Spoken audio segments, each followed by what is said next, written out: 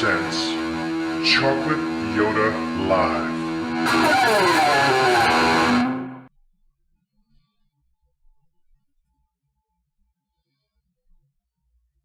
Hi folks, Chocolate Yoddah here, spelled Y-O-D-D-A-H, because film studios are litigious. Welcome to a Saturday night edition of Chocolate Yoddah Live. Today is August 5th, Friday, 2023, still.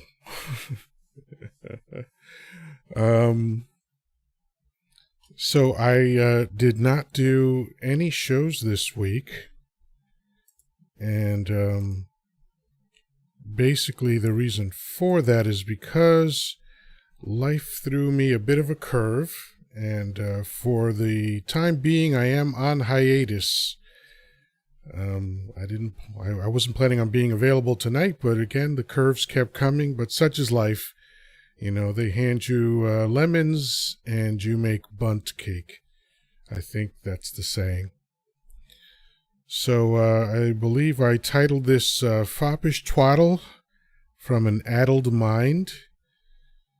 And I mean it. I don't have anything planned. I just wanted to come on and start talking. Of course, the most obvious thing that I could talk about is the ongoing saga of Donnie Dump. Man, oh man. That guy is something else. He is something else.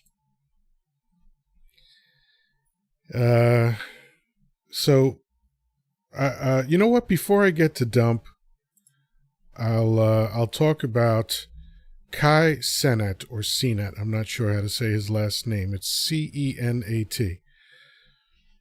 So yesterday, Friday, August 4th, 2023, apparently Kai came to New York City and did some kind of promotion. He is inexplicably an influencer somehow.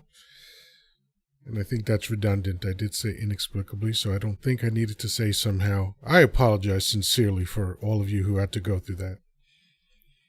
But anyway, I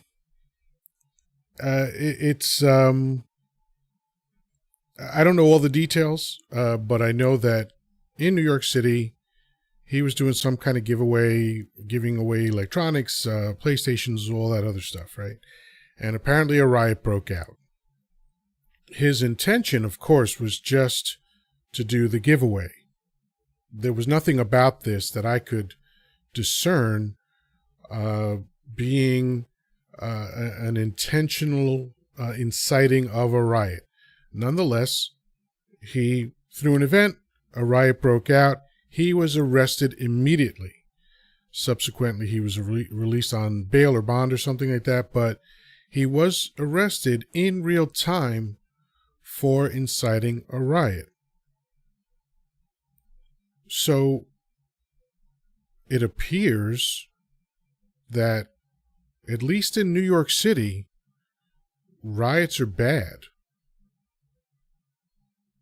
But they don't always seem to be bad in other places. Like, Washington, D.C., January 6, 2021, one could make a case that arresting Donnie Dump that day wouldn't have worked because he was still, for 2 more weeks, the official White House squatter.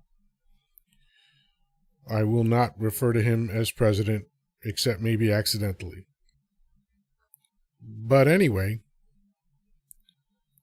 on 12 p.m., January 20th, or I guess 12 p.m. and 1 second, he was not officially White House squatter anymore.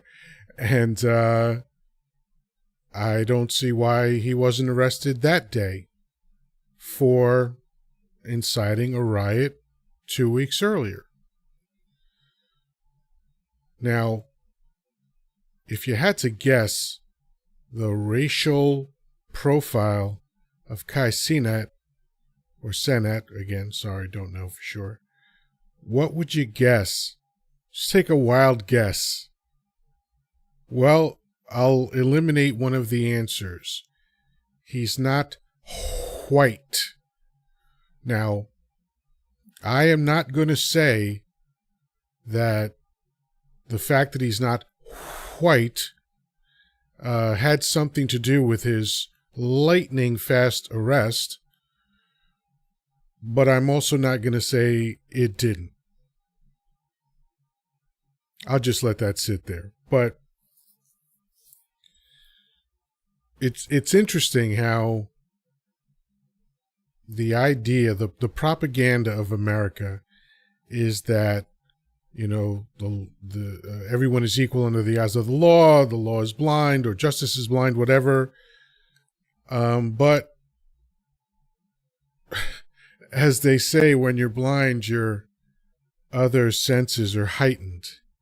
So justice might be blind, or at least blindfolded, as the statue suggests, but certainly it smells money. I think that's kind of clever, actually. Hooray for me. Oh, and we have a couple of people on Wisdom that have joined. Greg's Take and Kenny the Critic. Hello, folks. Welcome to the show. So yeah, justice is blind, but it seems like it can smell money, because it's obvious if you look at the history of crime statistics in America, the entire history of it, from its inception to now, it's pretty clear that the wealthy and the powerful don't experience the same legal system that everybody else does. And if people think that that's not true, I don't know what to tell you. I mean, it's obvious. Again, a guy who unintentionally caused a riot yesterday in New York City was arrested immediately, but a guy who intentionally caused a riot in Washington, D.C. on January 6, 2021, just got indicted for that a few days ago. 2 years, actually 2.5 years later. That's pretty wild. That's pretty wild. And what's the difference between them? Two things. And these two things seem to be a very strong determining factor in the legal system in America. One is the racial difference between these two men, and obviously, even though the influencer probably makes money, which is why he's out on bail today, there's a big difference in the amount of money those two people have, and the amount of political influence, and the amount of the suggestion of past involvement with manipulating lawmakers through donations and that kind of thing. You know, tale as old as time, same as it ever was. But that's the top of mind for this Foppish Twaddle, this rant from an addled mind. And I said addled mind because I am hopped up on sugar and wired with caffeine. I indulged in comfort food today because of the hits that just kept on coming all week. These are first world problems. Let me make that disclaimer up front, but they are, or they have been, a little stressful for me. My car broke down last Sunday, and on Wednesday, I believe it was Wednesday or Tuesday, either Tuesday or Wednesday. I have totally lost track of time, but my mechanic told me that he couldn't fix it. This was Tuesday night. So Wednesday, I don't even know. I don't even know anymore. When was it? Tuesday night, Wednesday morning. I don't know when it was, but sometime, one of those days during the week. I brought it to another mechanic. he told me he would have it ready today. And that was already difficult because, it just stranded me without a car, which, again, first world problem. Wasn't the end of the world. I was still able to feed myself and, do what I had to do, but the impact was felt. So I called today at noon because he told me it would be ready around 3 or 4. So I called today at noon to see what the status was. No one was answering at the repair shop. And I thought, well, that's not necessarily a bad sign because this place is truly busy. There's somewhere around 30 cars in this guy's lot, that he's working on. And I tried again, a couple hours later. So then I decided, all right, I can't get through. Luckily, it's a 5-minute walk away. I walked over there, and he told me that it wouldn't be ready until Wednesday. I absolutely did not like that answer, but I didn't take it out on him. Although I don't think I would have been wrong to, I knew it wouldn't change anything if I had chosen to. Because, the same story he gave me on Wednesday, I think, Tuesday or Wednesday, whenever it was so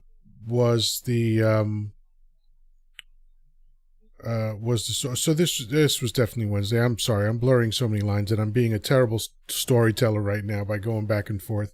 But anyway, he told me that it would be ready and it would take until Saturday because of all the cars, which totally legitimate. This guy is a truly busy repair shop. I don't remember the last time I've seen this many cars at someone's repair shop. So I'm guessing he does good work because if word gets out that you're not doing good work, I don't think you'd be that busy. So I didn't like that answer, but I accepted it and I stressed to him how important it was for me to get the car back today. Again, that was just me taking responsibility for communicating my wants and needs to somebody, even though he was not responsible for doing anything except, I believe, keeping his word. So I was disheartened because the same answer that he gave me when I dropped off the car is the same reasoning that he gave me for why it wasn't ready today and why it would be ready Wednesday. So now I'm in a very insecure place mentally because I have no faith in this guy. I sincerely hope that it's ready. I tried to get him to push for Tuesday night just to bump it up a little bit, but he wouldn't even commit to that. So again, first world problem, not the end of the world, but it does have an impact. And it's potentially a pretty severe impact. But again, I am powerless to do anything about it. I don't know how to repair this car.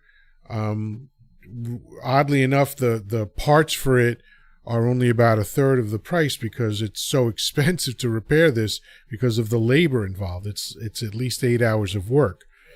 So, now I'm just waiting it out. And, I had decided that I think rightfully I don't have the time to do my podcast anymore because I do have to focus on paying the bills. And, there's a lot that goes on behind the scenes at a podcast. Even if I edit a short, I don't have to edit a live podcast. There's a guest waiting, and I'll bring you on momentarily. It's Greg from Greg's Take, and I will be talking to you. Looking forward to it, as a matter of fact. So there's a lot that goes on in even editing a minute of film.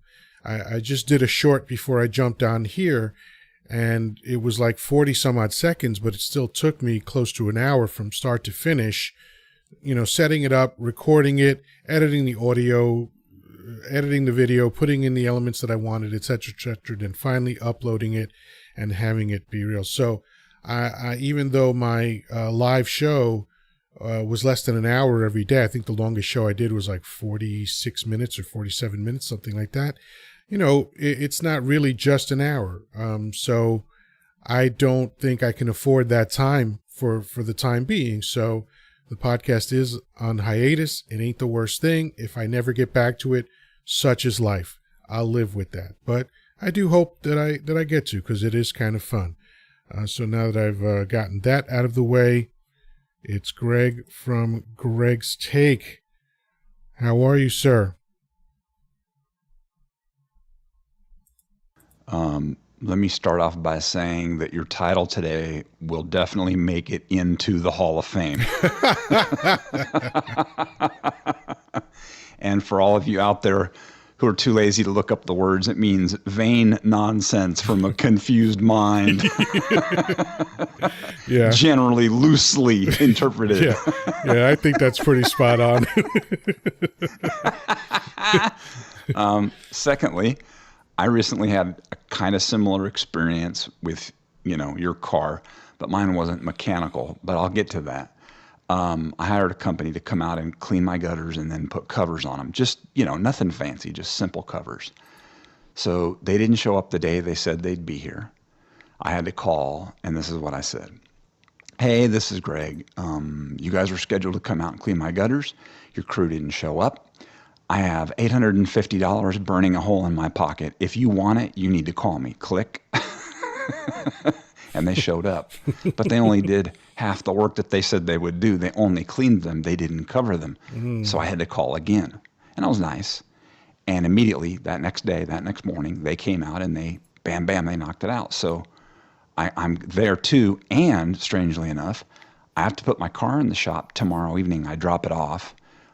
They're closed Sunday, and then Monday morning they'll see my car there, and you put the key in the box and all that. So it's weird. You and I are kind of on the same wavelength here, basically. Yeah. Kind of strange. Yeah. The main difference between us is the level of abject poverty that I'm experiencing now.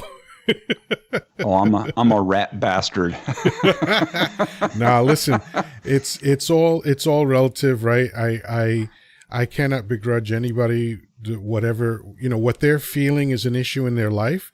That's a real thing, man. You can't, whatever is real for you, whatever is pressing for you, it's real. I say this all the time, like, and this is going to sound like a hard left turn, but like, when Dump first was running for office, when he announced in 2015, I heard his speech where he just went after and vilified Mexicans, Muslims, and immigrants and terrorists. And I responded to that speech by going online to Facebook and saying, hey, this guy sounds like Hitler to me, and I had some of my Jewish friends get very upset with me, and it was all like, how could you, Holocaust this, Holocaust that? And of course, I wasn't trying to minimize anything, but the fact is that nobody owns atrocities and nobody owns genocides, right? And if something reminds me of a genocidal maniac, I'm going to call it out because nobody owns that word. So I feel the same way about, if someone is upset because there's not enough foam on their latte, that's what's real for them in the moment. Do I relate to that? No, but I can't dismiss it offhand. So your thing is your thing, brother. No, I understand, because I drove courier for, 2 or 3 years. It just was barely breaking even. Thank goodness, my wife was still at the bank. But no, if my income was from driving my car and it was in the shop, I'd be fucking nervous, man. Absolutely. Yeah. And I'd be like calling that guy, chomping at the bit. Seriously. I mean, we happen to have 2 cars. So we'll go down there, tomorrow evening, and my wife and I will go down there in separate cars, and it's not too far down the road. And I've been going to him for, 20 plus years off and on, but still, I mean, it's like, Jesus. And it's a loud rattling when you first turn the car on. So it's not the starter, because I know what a starter sounds like. So I'm thinking valves maybe, but I don't know. We'll find out. Hopefully it's not Yeah. painfully expensive. So, Yeah. but I anyway, I feel hope you get that fixed, man. Hey, listen, I think it will eventually. The other thing that's adding to my stress is that this is the first time that I'm using this guy. My mechanic said that the job was too big for him and recommended this guy, and I know why. I mean, could my mechanic do it? Yes, the guy's very talented, but the time commitment would create an opportunity loss for him. So again, I don't begrudge him his decision. All I can do is wish things are different than they are, but that's a waste of fucking time. I know. The biggest repair I ever had, the guy's retired now. He was absolutely fantastic. And 5 minutes from my house, I ran just a little bit of ethanol in my little Toyota, just a little. I was just experimenting, and evidently it was too much. And the car one day just simply would not turn over. He said it can't get any compression, and I knew what it was. I didn't do it intentionally. So anyway, he said I can order you a factory rebuild for at the time it was like $4,200.